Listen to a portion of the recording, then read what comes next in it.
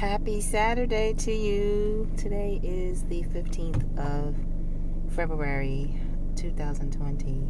I just came from the first funeral at my church location that I've been to since my nephew was funeralized there.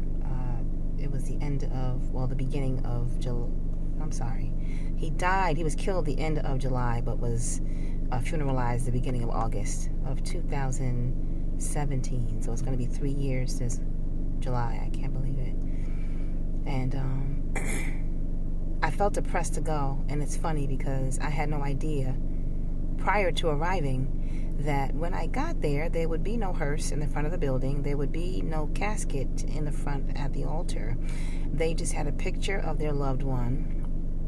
And all of the things that usually pierce my heart were not present. And it's just like God to know how to ease you into something. I knew I felt depressed to go today, and I did not know that when I got there things would be much easier than I thought. I anticipated getting there and just really having a hard time and crying a lot, and I got a little choked up at one point because when the pastor made the altar call when our pastor made the altar call for the people who wanted to receive Christ as their Savior, literally, like, the first 3 rows were full with people, of the family members. Then there was a big gap, like maybe 3 rows with no one sitting in them. Then there were more people. Every single person in the first 3 rows, they came up as a family. The whole family. That just touched my heart. And when I saw them standing up there, it just hit me. I was like, oh my God, look at this family. I began thinking about my family. And I would love to see and experience a move of God like that among my family members. Excuse me. It was beautiful to behold. I thank God. I'm glad that He gave me the unction to go. I knew He would strengthen me to go. And I didn't anticipate serving, but when I got there, because when I communicated with the praise team and with the choir, I told them that I would be there, but I would be sitting in the audience. That was my idea of easing myself into it. God's idea of easing me into it was no hearse and no corpse and no casket, but go ahead and serve. So God knows what He's doing. And if you're in a process of grief, you're hurting, and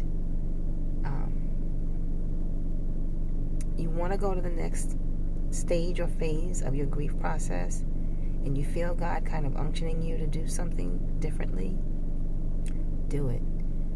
And you know what? You may not experience what I experienced, but I will tell you this: God will be there with you every step of the way. And when He's unctioning you to do something, it's for a reason. So trust the process. Just trust Him. I remember, like, when the family was excuse me, when the family was at the altar and receiving salvation as a family, I was just looking at them, and I just felt such a peace. Even though moments before that I felt like choked up, but I felt such a peace in my spirit. And I have not had that peace thinking about my nephew in a long time. And there are different phases and stages to grieving. So, excuse me. Don't discount any phase or stage. You know, don't prize one more so than you do the other. You've got to go through all the stages. I just feel a peaceful quiet in my spirit. It's that kind of peace that the Bible talks about that surpasses all understanding. And even at this moment, it's surpassing my understanding. But I know that that's the peace of God.